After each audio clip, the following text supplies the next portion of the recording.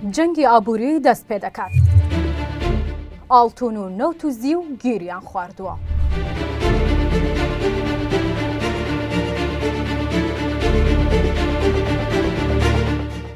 لە ناوەڕاستی قەیران و جەنگەکانی ئەوروپا و ڕۆژهەڵاتی ناوەڕاست تایبەت جەنگی ئێران و ئەمریکادا بازاری کاغزە دراییەکان و بۆرسە گیریان خواردووە و هەر ڕۆژە و لەسەر وەتەرێک یاری دەکەن و کەس ئایندەیان بەڕوونی نازانێت.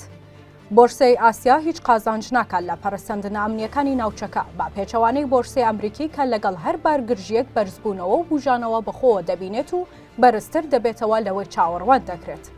پلانی ئەمریکا بۆ بابەتی نەوت و ئاڵتون تەواو جودا و جیاوازە لە پلانی رووسیا و چین.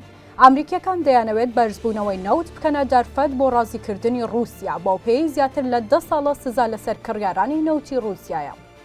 چینیەکان لەم نێوەندەدا زەرمەندی یەکەمی بەرزبوونەوەی نەوت و کانزاکانن چونکە پیشەسازی زەبەلاحی چین بە 82% پشت بە نەوتی کەنداو دەبەستێت. لە سەرەتای گرژیەکانەوە بەهۆی گرتنی گەروی هورموز نرخی نەوت 2.5 نرخی پێشبینیکراو بەرز بۆتەوە. ئەمریکیەکان وەکو گوشار بۆ دوژمنەکانیان و ڕووسەکان وەکو دەرفەت و چینیەکانیش وەکو چاوەڕوان و ئێران و دەوڵەتانی کەنداویش وەکو قوربانی. لە ناوچەکەدا لە دوای ئێران زیانمەندی یەکەم عێراقا بۆ پێی داهاتی وڵاتەکە 95 پشت بە نەوت دەبەستێت و داهاتی تری نییە هەر بۆیە عێراق هاواری لێ هەستاوە. لە کوردستاندا هاوڵاتیان زیانمەندی یەکەمن لە گۆڕانکاری و بەرزبوونەوە و نزمبوونەوەی نەوت و ئاڵتون و زیوو. بۆ پێی کوردستان بۆرسەی نییە و ئەوەی هەیە هەمووی دەستگێڕ و فرۆشیار و بازرگانن کە تەنها لەسەر داواکاری بڕێک دەهێن و دەیفرۆشنەوە. تەنها لە مانگی 1 و 2 ئەم ساڵدا لە شارەکانی هەولێر و دهۆک هاوڵاتیان بە 83 میلیۆن دۆلار زیانیان لە دابەزینی نرخی زیو کردووە و لە ئاڵتون و بەرز و نزمیەکەشی لانیکەم 10 میلیۆن دۆلار زیانیان پێگەیشتووە.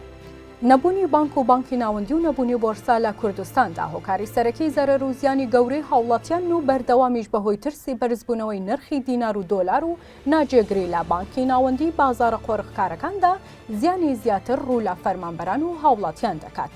تا جەنگی ئەمریکا و ئێران بەردەوام بێت ئەگەری زەرەر و زیان زیاتر دەبێت بە تایبەت لە ئاڵتون و زیوو بۆ پێش ئاسمانی ناوچەکە داخراوە چاوەڕێ دەکرێت بوو مەلەرزەیەکی نوێ لە بازاری درا و کانزاکان بدات.